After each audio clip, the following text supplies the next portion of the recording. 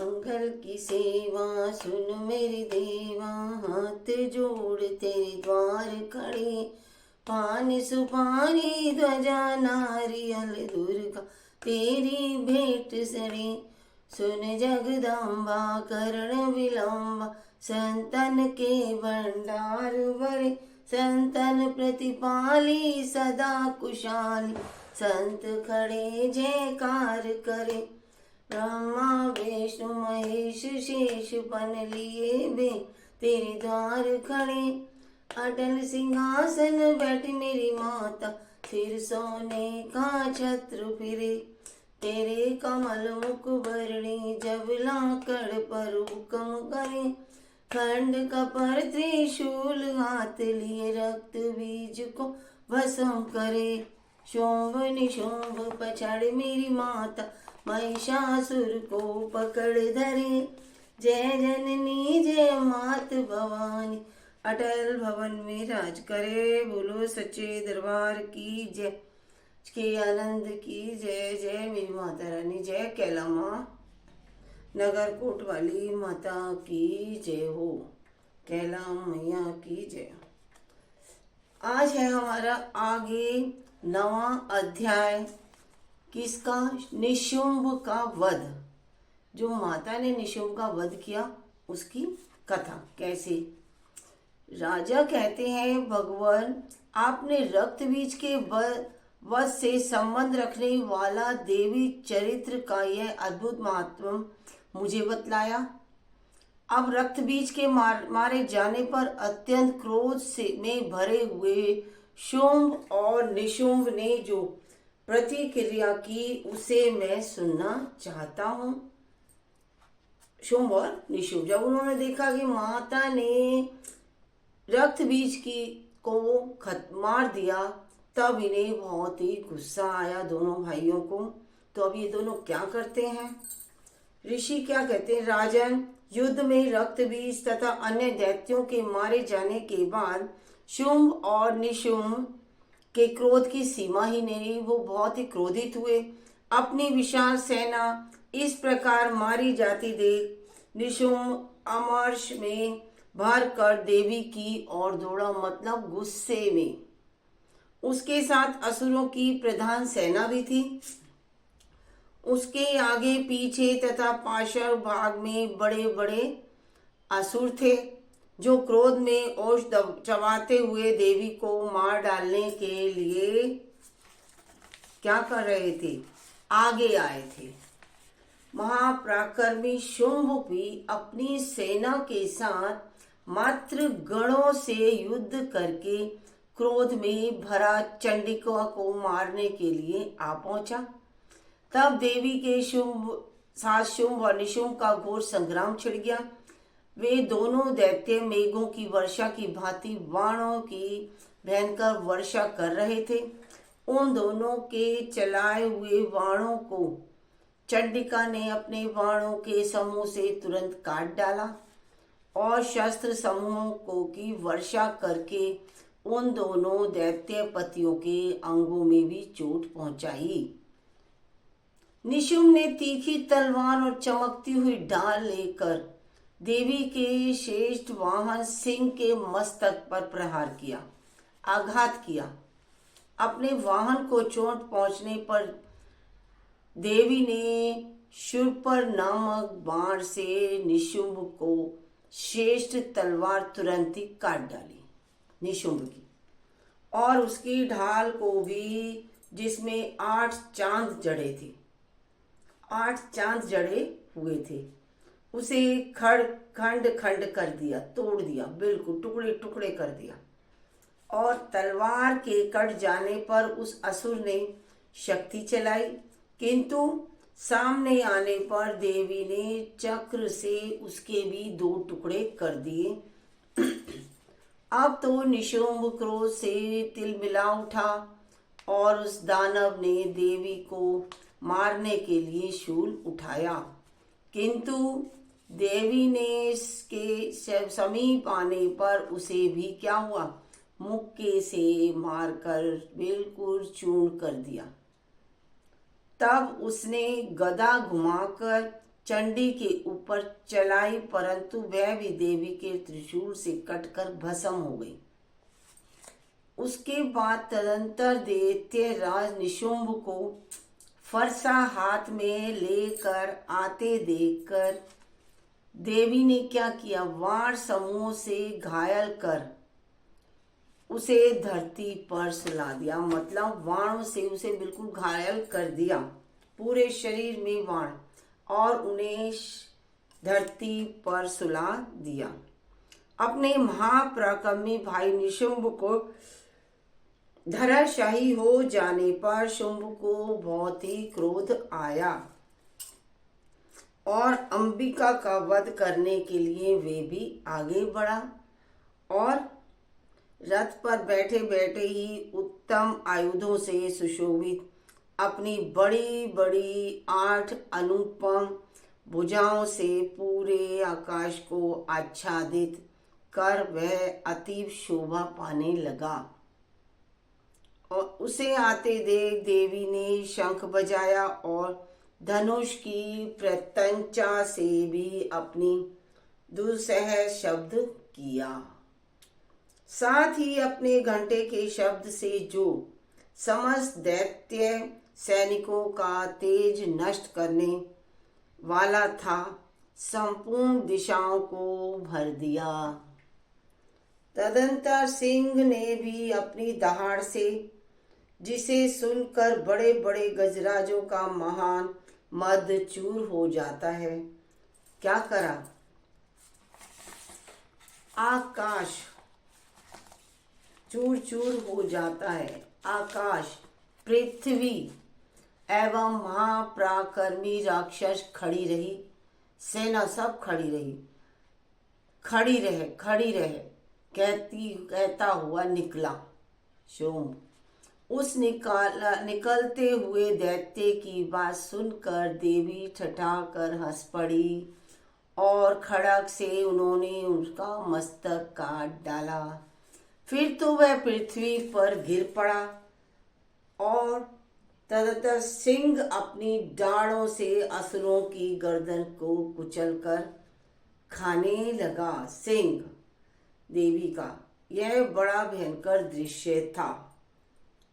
युद्ध में लड़ाई होनी, खून मार काट इतना होता है कि देवी ने सभी को, जितने भी राक्षस थे सभी को खत्म। उधर काली, क्यों देवी ने, दुर्गा ने 3 रूप बना लिए, काली के, सरस्वती और लक्ष्मी। दुर्गा के तीनों ही रूप हैं, लक्ष्मी का, काली का और सरस्वती का। उधर काली और शिवदूती ने भी अन्य दैत्यों का भक्षण आरंभ कर दिया। काली और शिवदूती ने, कुमारी की शक्ति ने विदीर्ण होकर कितने ही महादैत्य नष्ट हो गए। ब्रह्माणी के मंत्रपूत जल से निस्तेज होकर कितने ही भाग खड़े हुए और कितने ही दैत्य माहेश्वरी के त्रिशूल से छिन छिन होकर धराशाही हो गए। वैष्णवी ने भी क्या किया, अपने चक्र से दानवों को विदीर्ण कर दिया। ऐन्द्री के हाथ से छूटे हुए वज्र से भी कितने ही प्राणों से हाथ धो बैठे। कुछ असुर नष्ट हो गए, कुछ उस महायुद्ध में भाग गए तथा कितने ही काली, शिवदूती तथा सिंह के ग्रास बन गए। इन्होंने, देवी ने दैत्यों को, राक्षसों को इतना युद्ध लड़ा कि सारे के सारे खत्म हो गए। अब आगे क्या है, 10वां अध्याय क्या है, शुंभ वध। छोटा सा है इसलिए मैं आज ही इसे पूरा करती हूँ।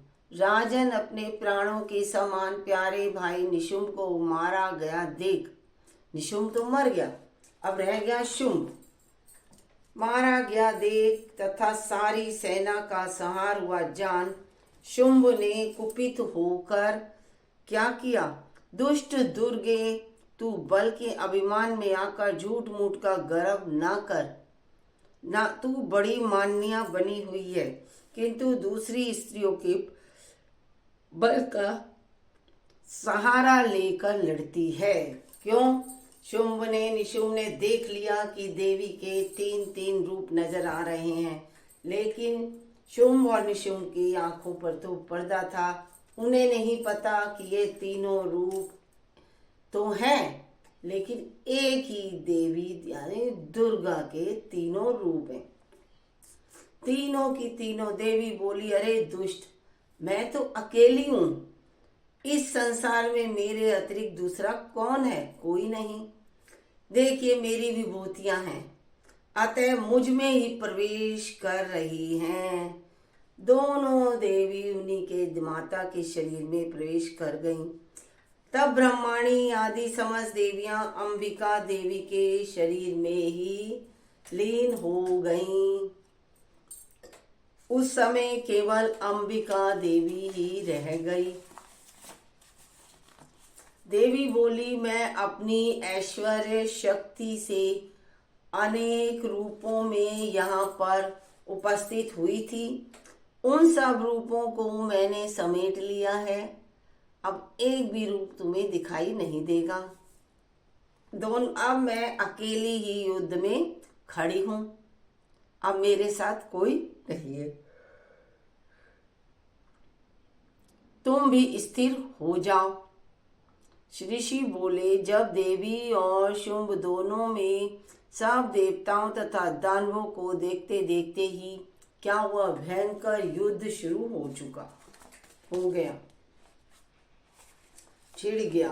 बाणों की वर्षा तथा तीखे शस्त्रों और दारुण अस्त्रों के प्रहार के कारण उन दोनों का युद्ध सब लोगों के लिए बड़ा ही भयानक प्रतीत हुआ।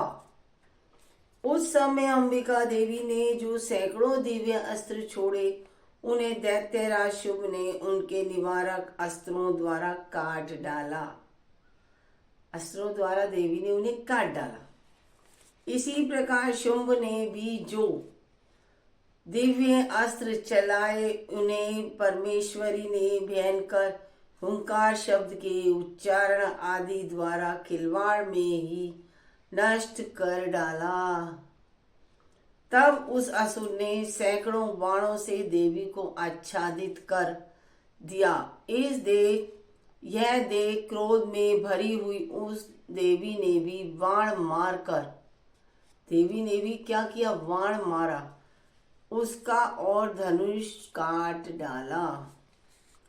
धनुष कट जाने पर दैत्य ने शक्ति हाथ में ली, किंतु देवी ने अपने चक्र से अपने हाथ की शक्ति को भी काट दिया।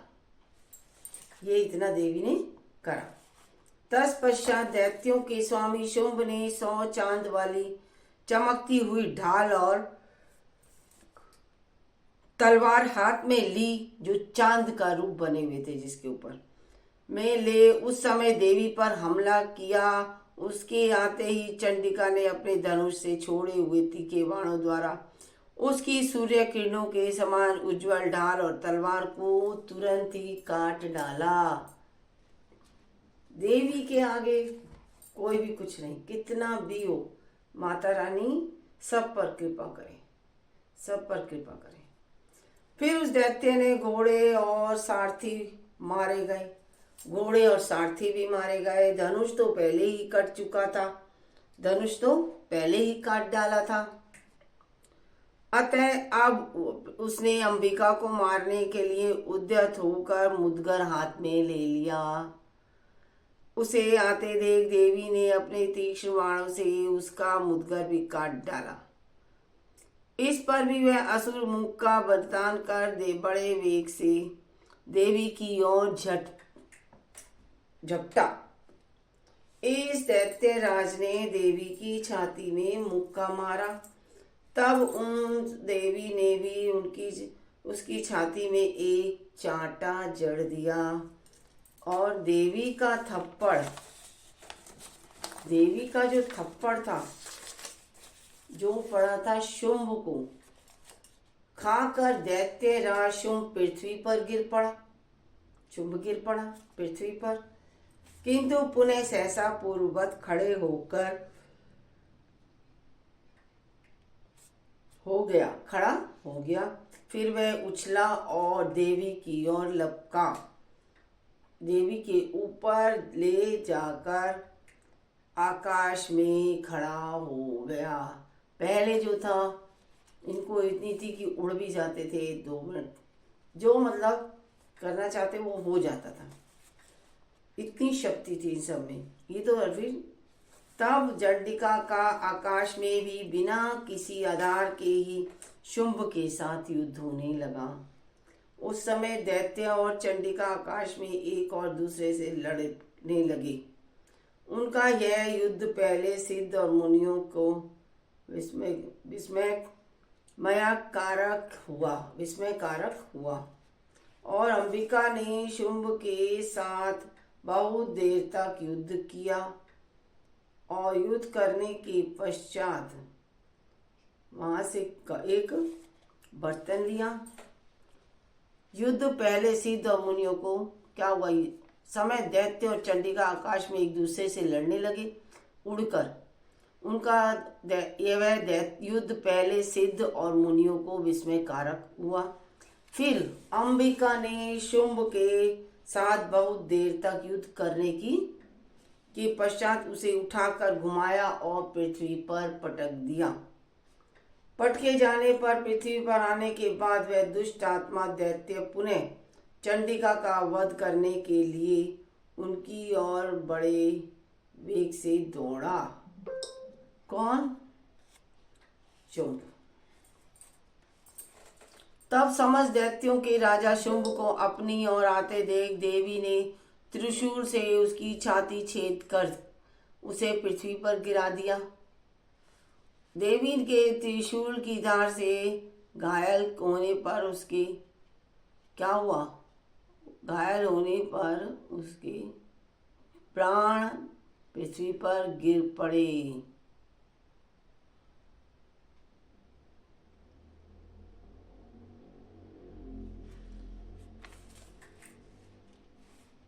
तब समस्त देवताओं दैत्यों ने राजा शुंभ को अपनी ओर आते देख देवी ने त्रिशूल से उनकी छाती छेद कर उन्हें पृथ्वी पर गिरा दिया।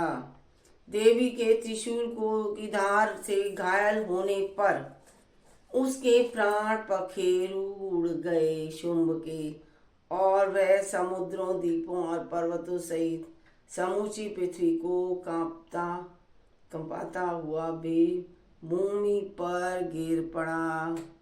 इतनी शक्ति थी कि धरती, आकाश, पाताल सब हिल गए। तब उस दुरात्मा के मारे जाने पर संपूर्ण जगत प्रसन्न एवं पूर्ण स्वस्थ हो गया तथा आकाश स्वयं दिखाई देने लगा।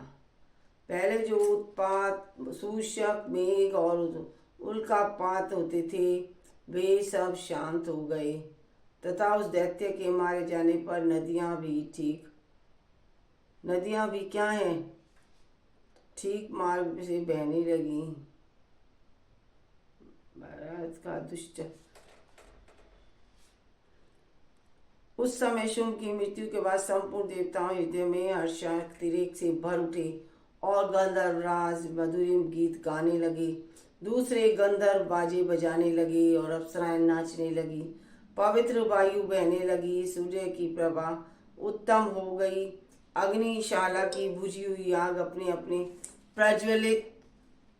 आप ही प्रज्वलित हो उठी तथा संपूर्ण दिशाओं के भयंकर शब्द शांत हो गए। ये देविका है। एक अवस्थोसा, एक वेणी जपा, कर्णपुरा नग्न खरा स्थिता, लंबोष्टि कर्णिका कणी तैलाभ्य व्यक्त शारीरिणी, वाम पाद लास लाल अकड़ंक वर्धन मूर्ध ध्वजा कृष्णा काल रात्रि भयंकरी। 5 माँ दुर्गे के 7वें स्वरूप को काल रात्रि कहा जाता है। माँ काल रात्रि का स्वरूप देखने में अत्यंत भयानक है, लेकिन ये सदैव शुभ सामने फल देने वाली और मानी जाती है, इसलिए उन्हें शाकंभरी के ही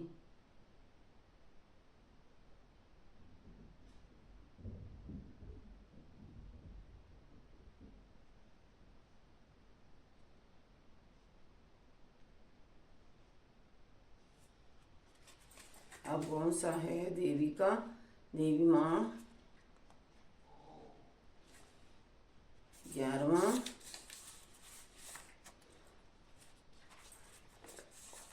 सुन मेरी देवी पर्वतवासिनी, तेरा पार न पाया है। पान सुपारी ध्वजा नारियल दुर्गा तेरी भेंट चढ़ाया है। सुबह सुबह चोला अंग विराजे, केसर तिलक लगाया है, केसर तिलक लगाया है।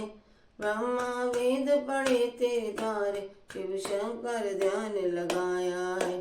नंगे नंगे पाँव तेरे अकबर आया, सोने का पत्र पढ़ाया है,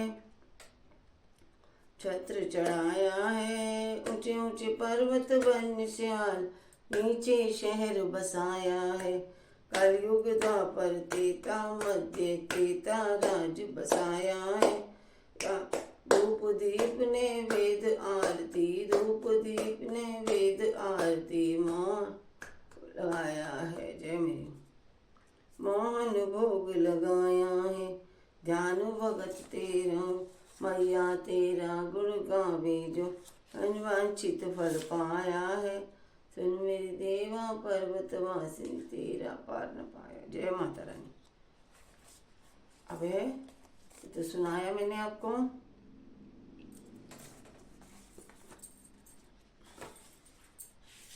अम्बे तो है जगदम्बे काली, राम नाम की कोठरी।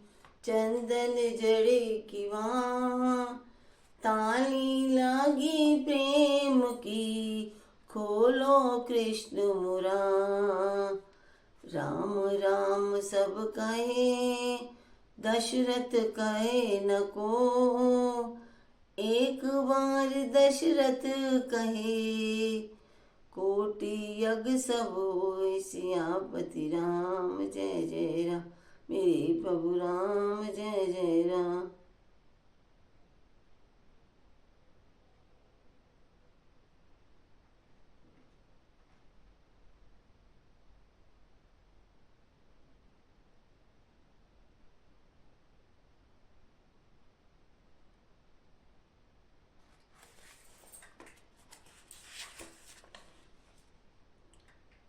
हिंग चढ़े दुर्गा मिले, गरुड़ चढ़े भगवान। बैल चढ़े बाबा मिले, तो पूर्ण हो सब काम। बाबा बाबा सब कहे, मैया कहे न को। बाबा के दरबार में मैया कहे सो।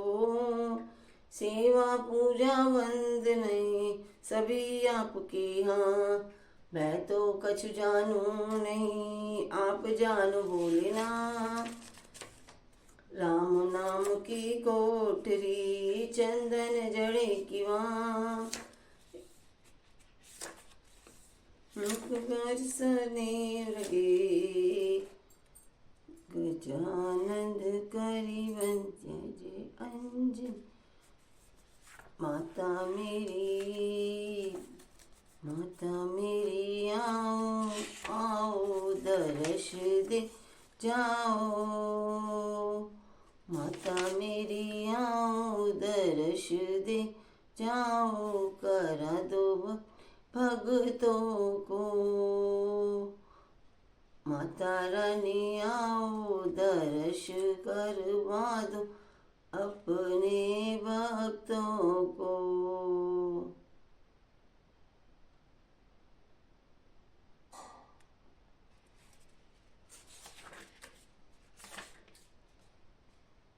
माता मेरी माता, माँ ओ माँ,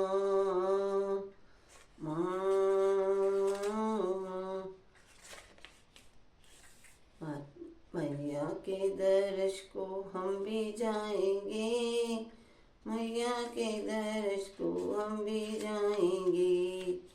ऊंचे पर्वत वन शिवालय, नीचे शहर बसाया है। ऊंचे ऊंचे पर्वत वन शिवालय, नीचे बसाया है। सुन मेरी देवी सुन मेरी, नीचे शहर बसाया है। स्वचूला अंक विराजे, केसर तिलक लगाया है।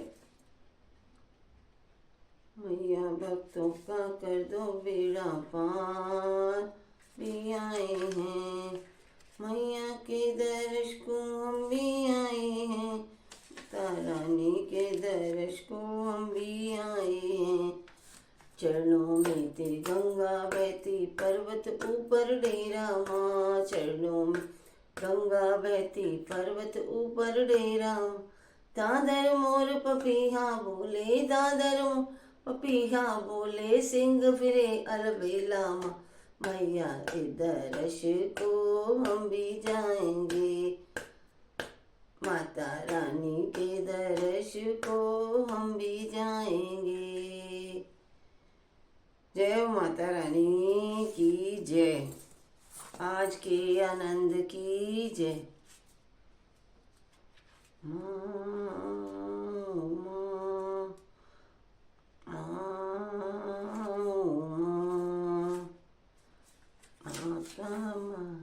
सब कहे पिता कहे ना को, ऐसा फल जो मिले पिता कहे सबको।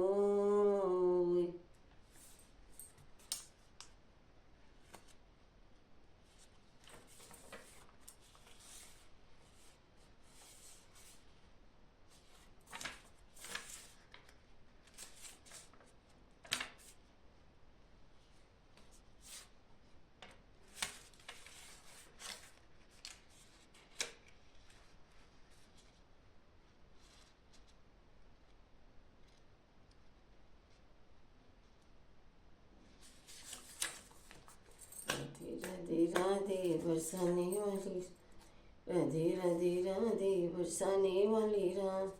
जय माता की जय माता की। लांगर चलो बाजार को, से लाया तो मैया तू हो।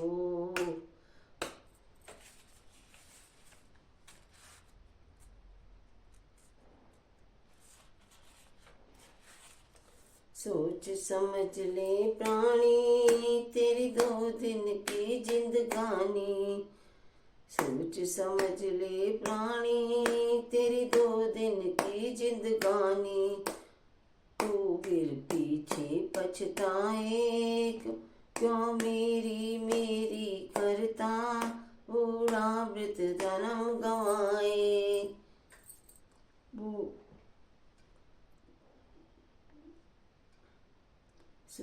सोच समझ ले प्राणी, क्यों ते मेरी मेरी 2 दिन की जिंदगानी। तू फिर पीछे पछताए, क्यों मेरी मेरी करता, क्यों मेरी मेरी करता। भूले भूले वृद्ध जन्म गवाए, बड़े भाग्य मानुष धन पायो। जय भोलेनाथ जय भोलेनाथ। जय मेरी माता रानी, माता रानी की जय। आज के आनंद की जय माता रानी। फिर मिलेंगे अब आगे। देखिए दोपहर को मैं गीता का पाठ कल नहीं कर पाई, कोई काम हो गया था, तो आज मैं दोपहरी में सुनाऊंगी आपको गीता का पाठ 2 बजे 2:30 बजे के करीब। आप सुनिएगा, आइएगा जरूर। राधे राधे।